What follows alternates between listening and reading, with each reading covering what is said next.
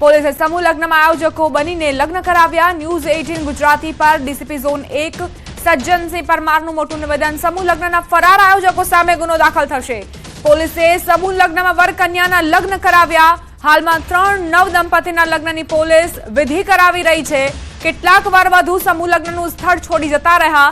સમૂહ લગ્નમાં જોડા ભેગા થયા પણ આયોજકો ન આવતા હોબાળો મચ્યો હતો। સમૂહ લગ્નમાં આયોજકો જ ન આવતા હોબાળો થયો હતો। રાજકોટમાં યોજાવાનો હતો સર્વજ્ઞાતિ સમૂહ લગ્ન, જેમાં આયોજકો ન આવતા સમૂહ લગ્નમાં હંગામો મચ્યો હતો। સમૂહ લગ્નમાં 28 જોડાના લગ્ન થવાના હતા। લગ્નમાં નોંધણી કરાવનાર લોકોમાં ભારે રોષ વ્યાપ્યો હતો। દૂર દૂરથી જોડાઓ સમૂહ લગ્ન માટે પહોંચ્યા હતા।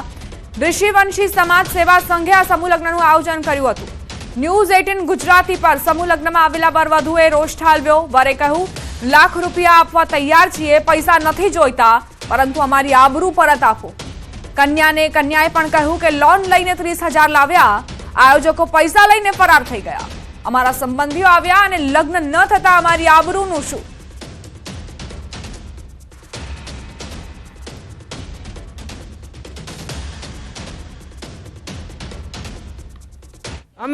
અમને છે ને અમે લગ્નના ફોર્મ ભર્યા હતા। આ કન્યા પક્ષવાળા છે લોકો, કન્યા પક્ષવાળાએ જો અમને આ કંકોત્રી પણ મોકલાવી છે અને કીધું હતું કે આપણે આમાં ફોર્મ ભરી દઈ તો આપણે આટલો કરિયાવર મળશે અને આટલા રૂપિયા આપણે દઈ તો પછી આપણે બધું મળશે અને આપણે લગ્ન થઈ જાય વિધિ પ્રમાણે, વિધિના લેખ લખાઈ જાય। આમાં ફોર્મ ભર્યું અને અહીંયા અમને કીધું હતું કે 6:30 તમે પહોંચી જાજો, 6 ને માથે 31 થાય તો તમને એન્ટ્રી નહીં મળે અને અહીંયા 11 વાગી ગયા છે, કોઈ ઓલાવની જ એન્ટ્રી નથી થઈ। અમે ક્યારના 5 વાગ્યાને બેસી ગયા। અમારી ખાલી એટલી માંગ છે, અમને 1 રૂપિયો નથી જોતો, 1 રૂપિયામાં નથી જોતો। હજી અમે બીજા 50,000 દઈ દે, લાખ રૂપિયો દઈ દે, પણ અમને અમારી ઇજ્જત આપી દો અને આમાં તેવડ હોય ઇજ્જત આપવાની તો આપી દો। મારું નામ ગુલાબ છે। અમે જામનગરથી આવ્યા છે, 100 કિલોમીટર કાપીને આવ્યા।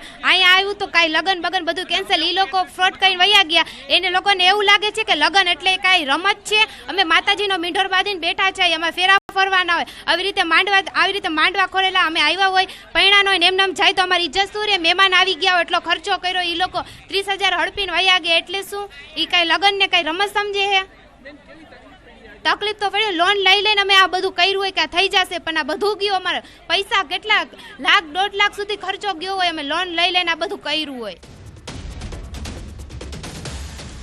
તો વર અને કન્યાની વેદના આપ સાંભળી રહ્યા હતા। તેમણે કહ્યું છે કે 28 જોડા છે અને તમામના જે મહેમાન હતા તે પૈસા ખર્ચીને આવ્યા હતા।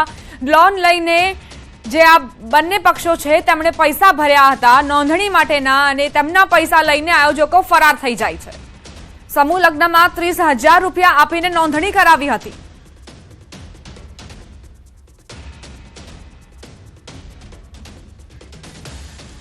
અમારી સાથે મયુરધ્વજસિંહ જાડેજા સામાજિક આગેવાન જોડાઈ ગયા છે। મયુરધ્વજભાઈ, જે આ ઘટના બની છે, 28 જોડા અહીં રજડી પડ્યા, જે જાન આવી હતી તે રજડી પડી, આગેવાનો આયોજકો જે હતા તેમની વિશે કોઈ જાણકારી તમને પ્રાપ્ત થઈ છે? જી, આયોજકો વિશે ખાલી એના નામ બહાર આવ્યા છે, બાકી કોણ આયોજક છે એની કોઈ ઊંડાણપૂર્વક એની કોઈ ક્રેડિટ કે એને કોઈ સરનામા કેવું નથી જાણવા મળ્યું। જી મયુરધ્વજભાઈ, તમે કરિયાવરની જવાબદારી લીધી છે, ખરેખર આ બિરદાવવા લાયક બાબત છે, કારણ કે અત્યારે જે 28 જોડા આવ્યા હતા તેઓ રજડી પડ્યા હતા અને ત્યારે તમે એક સામાજિક આગેવાનની રીતે સેવા આપી રહ્યા છો, કેવી લાગણી? જી બિલકુલ, અમે દર વર્ષે 101 દીકરીઓ સર્વજ્ઞાતિ સમૂહ લગ્નમાં અમે યોજતા હોય છીએ અને આજે જે દુઃખદ ઘટના રાજકોટમાં બની ગઈ એનાથી એક સવાલ એ પણ ઉભો થાય છે કે આયોજકોની ક્રેડિબિલિટી જોયા વગર કોઈ નોંધણી કરાવી ન જોઈએ અને જેથી કરીને આજે આ ફાટી પડ્યું છે જે એ લોકો ઉપર, એની વેદના એ પોતે જ સમજી શકે છે અને જે સમજીને આપણે એવો નિર્ણય લીધો છે અમે અમારી ટ્રસ્ટે કે જે સમૂહ લગ્ન ઓક્ટોબરમાં અમે કરવા જઈ રહ્યા છીએ, એમાં આ 28 જોડામાં જે ઈચ્છુક હોય એમને અમે પૂરો કરિયાવર સાથે એમને અમે લગ્ન કરાવી દેવાની જવાબદારી અમે સ્વીકારી છે। મયુરધ્વજભાઈ, કઈ પ્રોસેસ હોય છે જો કોઈને પણ સમૂહ લગ્નમાં પોતાના લગ્ન લેવાના હોય તો પ્રોસેસ કેવા પ્રકારની હોય છે નોંધણી માટેની, તે વિશે પણ જણાવજો, જેથી તમામ લોકો જાગૃત બની શકે અને આ પ્રકારની છેતરપિંડીનો ભોગ બનતા અટકી શકે। જી, સૌ પ્રથમ તો અમારી જે પ્રોસિજર છે, અમે બીજાની તો મને બહુ આઈડિયા નથી, પણ અમારી જે પ્રોસિજર છે એમાં સૌ પ્રથમ જયારે અમારી ઓફિસ ઉપર કોઈ પણ કપલ રજીસ્ટ્રેશન માટે આવે છે ત્યારે અમે એ ચોક્કસ ચકાસતા હોઈએ છીએ કે કપલ જે છે જેની આવક 10,000 ઉપર નથી, એ પોતાનું ઘર ન હોવું જોઈએ, 4 વ્હીલ ન હોવી જોઈએ, સરકારી નોકરી ન હોવી જોઈએ, અને જેની આવક મા બાપની આવક છે એ પણ સરકારી ન હોવી જોઈએ, વિધર્મી સાથે લગ્ન ન હોવા જોઈએ, મા બાપની વિરુદ્ધમાં લગ્ન ન હોવા જોઈએ, મા બાપની મરજી હોવી જોઈએ. અને અમારી જે ક્રેડિટ છે કે અમે દર વર્ષે જે સમૂહ લગ્ન કરાવીએ છીએ, અને આજે કોઈ પણ કપલ જયારે નોંધણી માટે જાય છે ત્યારે એને એ પણ જાણવું જોઈએ છે કે આ જે ટ્રસ્ટ કરાવી રહ્યો છે, જે સંસ્થા કરાવી રહી છે, એની લીગેસી શું છે, એના કેટલા વર્ષોથી એ સમૂહ લગ્ન કરાવે છે, ભૂતકાળના એ કપલોના શું એનો અનુભવ રહ્યો, કેવો રહ્યો હોય છે, એ બધું જાણવું ખૂબ જ જરૂરી છે. અને મયુરધ્વજભાઈ, જે 30,000 રૂપિયા ભરીને આ લોકોએ નોંધણી કરાવી હતી, તો તમે એવું કહી રહ્યા છો કે આ 28 જોડાને તમારા જે સમૂહ લગ્ન ઓક્ટોબરમાં આયોજિત થવાના છે તેમાં જો લગ્ન ગ્રંથિથી બંધાવવું હોય તો સ્વાગત છે, તો તેમને કેટલા રૂપિયા ભરીને નોંધણી કરાવવી પડશે? જી, અમારા કેસમાં કેવું હોય છે, અમારા લગ્ન જે છે એ નિઃશુલ્ક હોય છે. અમે ફક્ત ખાલી 11,000 રૂપિયા ડિપોઝિટ લઈએ છીએ, જે લગ્નના દિવસે અમે પરત પાછા આપવા હોઈએ છીએ. ખૂબ જ સારી બાબત તમે જણાવી, અને ખરેખર આ 28 જોડા માટે આ ખૂબ જ સારી તક છે કે ફરીથી લગ્ન ગ્રંથિથી તેઓ બંધાવવા માંગતા હોય તો તમે ખૂબ જ સારી તક તમને આપી રહ્યા છો. જી જી જી બેન, જી. અને જે આજે જી હું ખૂબ જ અનુરોધ કરીશ એમના મા બાપને પણ કે કોઈ એની ચિંતાનો મોટો વિષય નથી, અને એ વસ્તુનો આપણે નવેસરથી કરી શકીએ એમ છે, જો એમની પાસે સમય હોય તોની વાત છે. તો 28 ઓક્ટોબર આસપાસ અમારું પ્લાનિંગ છે તારીખનો, તો એ દરમિયાન એમને નોંધણી પણ અમારી bus stand, Rajkot bus stand સ્થિત અમારી ઓફિસમાં કરાવી શકે છે.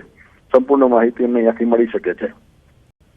તો આ જે જાહેરાત છે એ તમે ત્યાં સ્થળ પર જઈને કરી છે કે પછી કોઈ તમારા વ્યક્તિએ તેમને જણાવ્યું છે? કારણ કે ઘણા એવા લોકો છે કે જેમને આ વિશે કોઈ જાણકારી નથી. આજના અથવા તો કાલના ન્યૂઝપેપરમાં એની જાહેરાત આવી જશે, એટલે જે બી લોકો સાંભળી રહ્યા છે આપને, તો એ ન્યૂઝપેપરમાંથી ફોન નંબર, ટેલિફોન વગેરે નંબર લઈને અમારો સંપર્ક કરી શકે છે.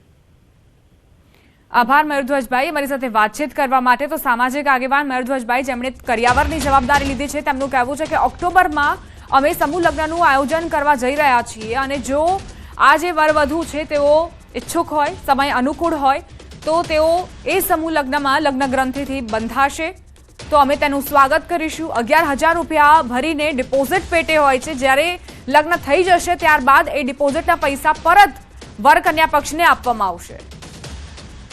અને જ્યારે પણ તમે નોંધણી કરાવવા માટે જાઓ સમૂહ લગ્નમાં, તો એ સલાહ પણ મયુરધ્વજભાઈએ આપી કે ક્રેડિબિલિટીની ચકાસણી કરો, વિશ્વસનીયતા છે કે નહીં, કારણ કે આવા આયોજકો એ લોકોની સાથે પૈસાની રમત રમીને ઠગાઈ કરીને પોતાના ગજવા ભરતા હોય છે સમૂહ લગ્નના નામે. આ પ્રકારની ઠગાઈનો ભોગ ન બનવું હોય તો જાગૃતતા હવે પોતે રાખવી પડશે. સામાજિક આગેવાને કરિયાવરની જવાબદારી લીધી છે. બીજી તરફ તેમનું એ પણ કહેવું છે કે ઓક્ટોબરમાં જો તમને લગ્ન લેવા હોય તો આવો, તમારું સ્વાગત છે. જાહેરાત પણ કરવામાં આવશે. ઘણા એવા લોકો હશે, વરવધુ હશે કે તેમને આ વિશે જાણકારી નહીં હોય, તો ન્યૂઝ 18 ગુજરાતીના આ સમાચાર તમારી માટે છે. જે પણ વરવધુ આજના આ પ્રસંગમાં રજડી પડ્યા આયોજકોના કારણે, આયોજકોની ગેરહાજરીના કારણે તેમની ઠગાઈનો શિકાર બન્યા, તેમની માટે આ સમાચાર છે. વર કન્યા કઈ રીતે રજડ્યા, સવારથી 6:30 વાગ્યાની આસપાસથી આ લોકો અહીં પહોંચેલા હતા. કેટલાક એવા પણ જાનૈયાઓ હતા જે 5 વાગ્યાનો સમય હતો અને ત્યારે જ પહોંચી ચૂક્યા હતા, પરંતુ સવારથી લઈને બપોર સુધી તેમને માત્ર ને માત્ર રઝળપાટ કરવાનો વારો આવ્યો છે. નવયુગલના આંખમાં આંસુ છે. કન્યાની વિદાય પહેલા જ કન્યાની આંખમાં આંસુ જોવા મળી રહ્યા છે. ખૂબ જ મહેનત કરીને, મજૂરી કામ કરીને 30,000 રૂપિયા ભેગા કર્યા હતા આ કન્યાએ પોતાના લગ્ન માટે કે તે નોંધણી કરાવી શકે, પરંતુ તેને માત્ર ને માત્ર આંસુ મળ્યા છે આયોજકોની લાલચના કારણે, તેમની ઠગાઈના કારણે.